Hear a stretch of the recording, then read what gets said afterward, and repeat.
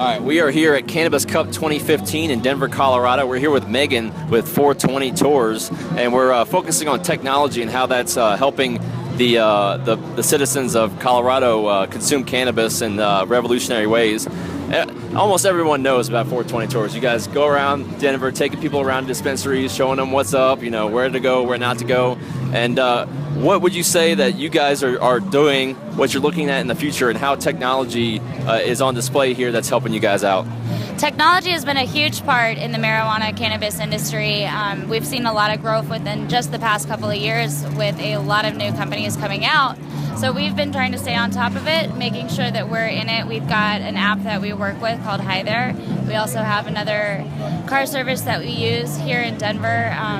It's definitely something that helps connect people, tells people where they need to be, where they need to go. It's a vital part of our company. So you said you were partnering with Hi There, and other companies. What's 420 looking at doing as far as expanding, and what's the future of 420 Tours look like?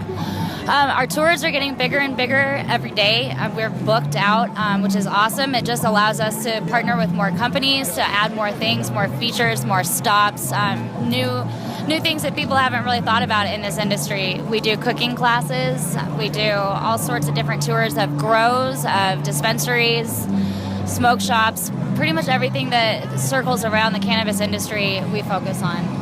And what would you say that it's been about a little over a year since the legalization of marijuana here in Colorado? What would you say is the overall effect on the state, and is it positive, negative? You really don't see any change? The attitude that I've gotten from from people is who cares? It's like this is just normal everyday thing. It's not a big deal. What would you say as far as a personal standpoint, but also economically?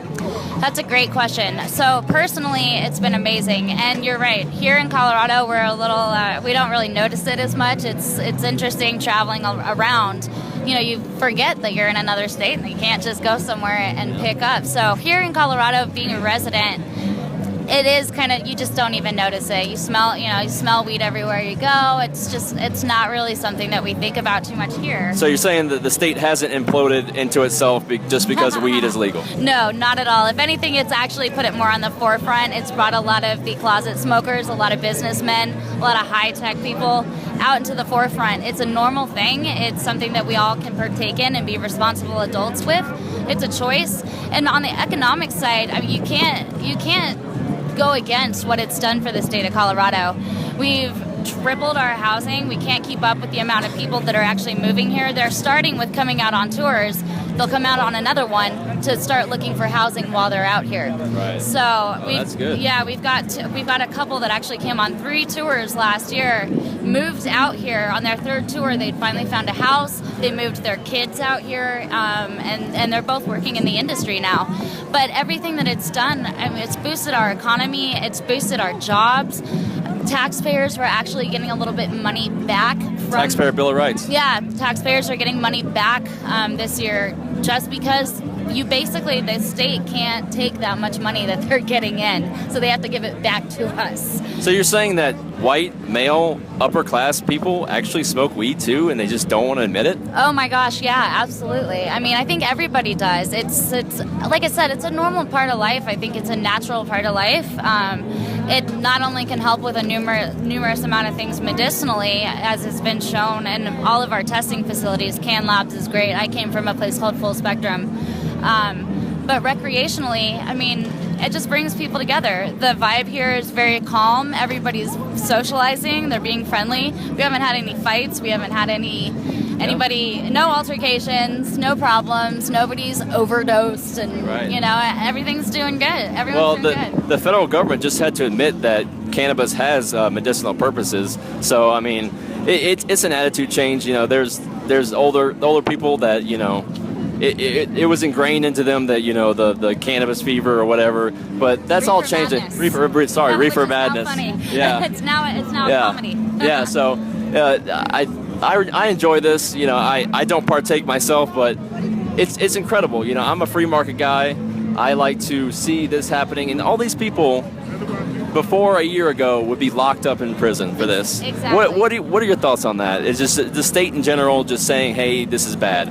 Yeah, I think the state in general, police officers have realized that, you know what, this is really not that big of a deal. We've got other things that we need to be putting our time and our money and our focus towards. That's why it started with decriminalization, went to medicinal, and now we're recreational. I think that, talk to any cop, they'd rather deal with somebody that smoked a joint than took way too many shots. Right. So it just makes it easier, I think that Colorado's not laxed on the situation because we still absolutely have rules, regulations, and things that we have to follow and we have to keep up with on a daily basis. But on the ultimate scale, this is the forefront. This is where it's happening.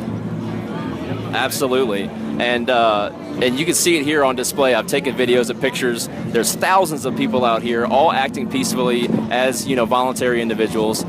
Is there anything else you would like to add, Megan, from 420 Tours?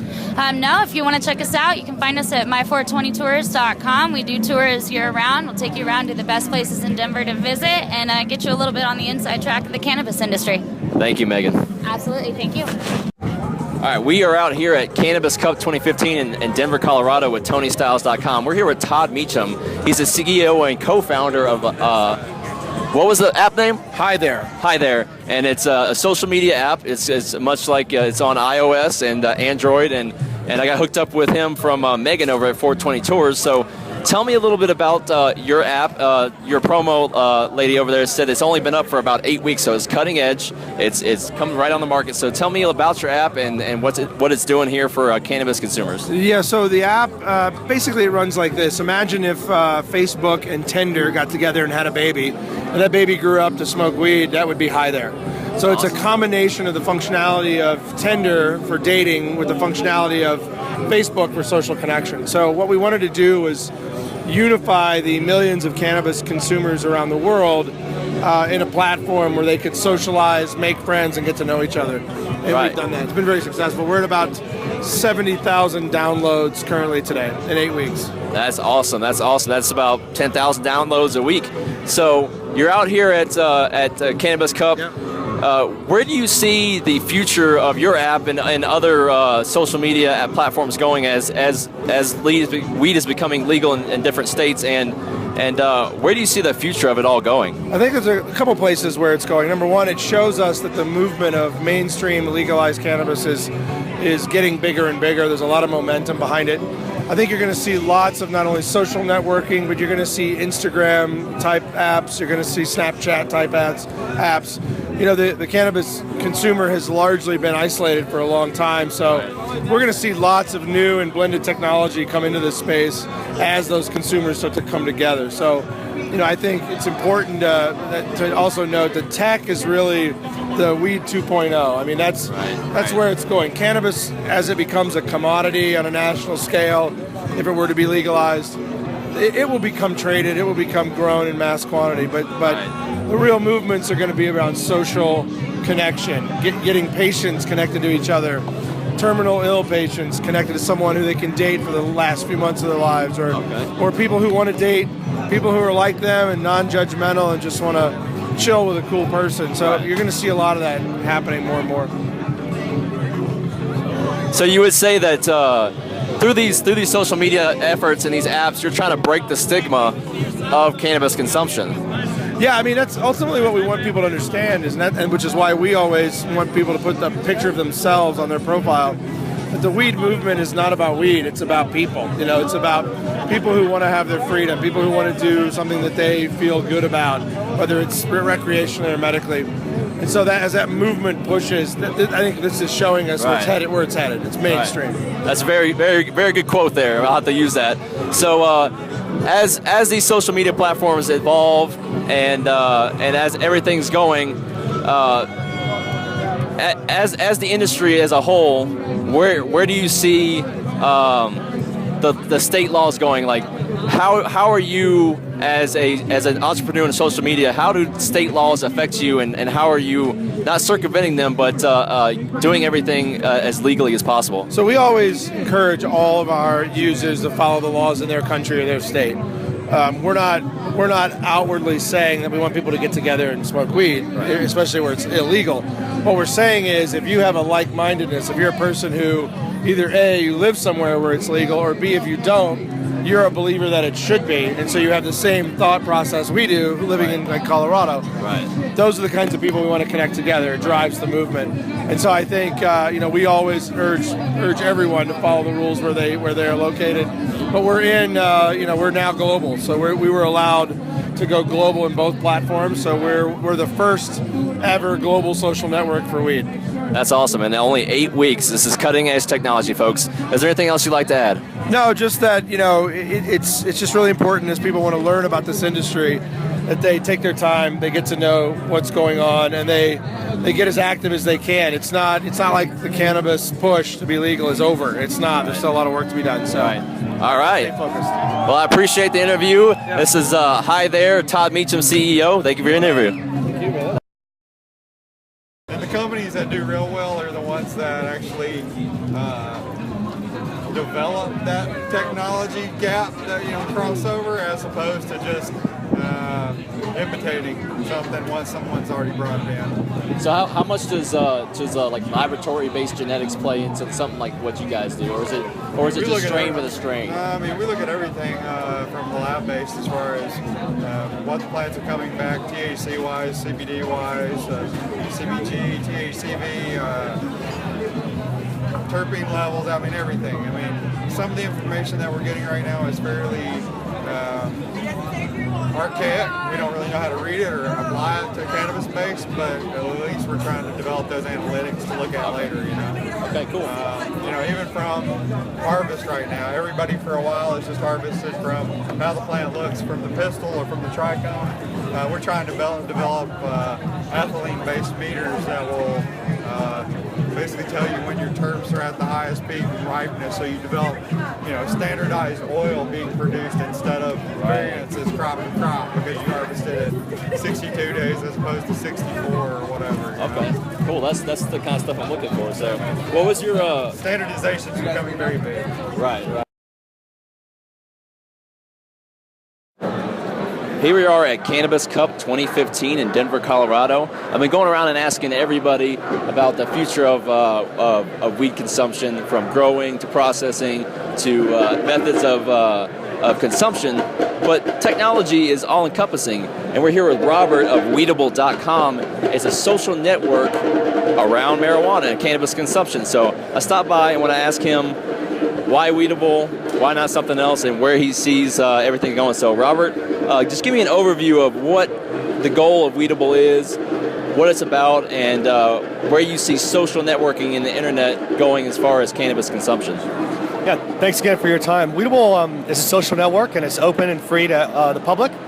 We have dispensaries on there, we have businesses that are related to cannabis, and we have patients and also users. And aside with that, we also have an e-commerce site that's open and free. It's open like an eBay or an Etsy.com, where anybody can go on and sell goods and sell items that are related to cannabis. And where we see the industry going is within 5 to 7 years from now, I believe that we'll actually be selling cannabis online, and there'll be a secondary resale market as well.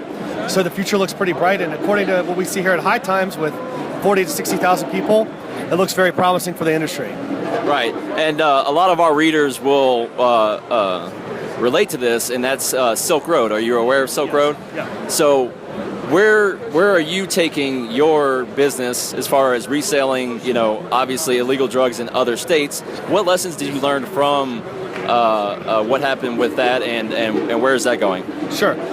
On the social network side of Weedable, we have the option of becoming the customers on that side could be private or public. So they have the choice of keeping their profiles private. And if they're private, only their friends and followers can actually look and see what they're posting. If they're public, then it could be available to the general public. Plus, they can have a custom URL for their business. They could point and redirect traffic back to their website. And the difference is they could also link some of their products, if they are public, to the Weedable store side, where we offer coupons for things like seeds, topicals, edibles, and flowers. And those coupons are only being developed within a particular state. So there's 23 states out there where we actually can download a coupon. And another hot topic among our readers is the censorship on some social networking. Facebook, if you post something they don't like, they could take it down. If enough people report you, they could take it down. You saw that with Twitter, with the nude photos going around. It's free, it's out there, but they were shutting down accounts, just because somebody threatened to somebody else. So where basically what I'm trying to ask is, why Weedable? Why not Facebook or Instagram or Twitter? Why not some other website? And what's your personal view on censorship as your social media begins to grow? Yeah, obviously from the corporate standpoint, our view is we were premised on the belief of free speech, and we have a strong fundamental belief in the First Amendment. And what that First Amendment means is that people should be free and unfettered to proclaim and to advocate for what they believe, whether it's in imagery or whether it's in communication form via words. So our site is devoutly dedicated to the First Amendment, and we hope that more users will be attracted to Weedable because we don't censor like other types of networks. Awesome. And is there anything else you'd like to add? And I'd like to thank you for your time. I'd like to thank you for your time, and please give us a contact if you need anything else. Thank you. Thank you. Excellent. We're here at Cannabis Cup 2015 in Denver, Colorado. We're here at the Lush Lighting Growing Station with Matt Johnson, CEO of Lush Lighting. And we're here to get an overview of the technology that's going into this. I was over at the station with the processing of the bud. I've been talking to the guys about consumption, oils and tinctures and stuff like that. But this guy, he's in the lighting industry and getting this stuff grown in the first place. Without this guy, you don't have bud in the first place. So Matt, tell me a little bit about your company and what you're doing to revolutionize the growing of marijuana. Yeah, thank you. After 3 years of R&D, we've been able to discover the correct photosynthetic curve of plant life so that we can replicate it with LED diodes. LEDs are the most efficient light source that we can create right now, and we couple that along with the right type of light that plants need, and now we have a lighting source that's able to grow plants healthier, stronger, faster. It's very similar to sunlight for the plants, so they're in a very natural environment. They're resistant to diseases and pests and molds and things like that. When it comes to harvest, the blue light that we produce fuels carotenoids. Carotenoids are what grow resin in plants. It's also what produces the flavor in a lot of our fruits and vegetables. So the more that blue light that your strawberries receive, the better they're going to taste. And it's the same with cannabis. So the spectrum that we've designed has made it so that the plants become a more medicinal source of medicine for patients, providing an increase in THC and CBDs, and also fueling THCV, which is a rare cannabinoid in a lot of sativas that have more of an uplifting feeling. It boosts up CBG production, and these are the kind of things that as we move forward in the medicinal cannabis plant and being able to provide very unique cannabinoids structured for very specific conditions that people have today, and let's get everybody feeling better. It's the lighting source is a big part of it, along with the nutrients and the other things, but we're all working together as a team out here for expansion and evolution of this plant to the next level, and as a lighting company, we feel like we've really helped this plant become more medicinal.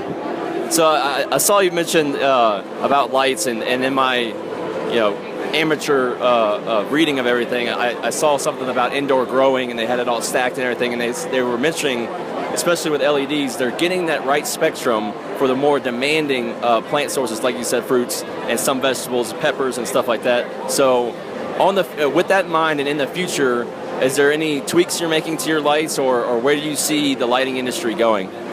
Yeah, we see the lighting industry growing through the next several decades. It's difficult to compete with Mother Nature, and the sun is an abundant source of light energy that these plants need, and it's free for us.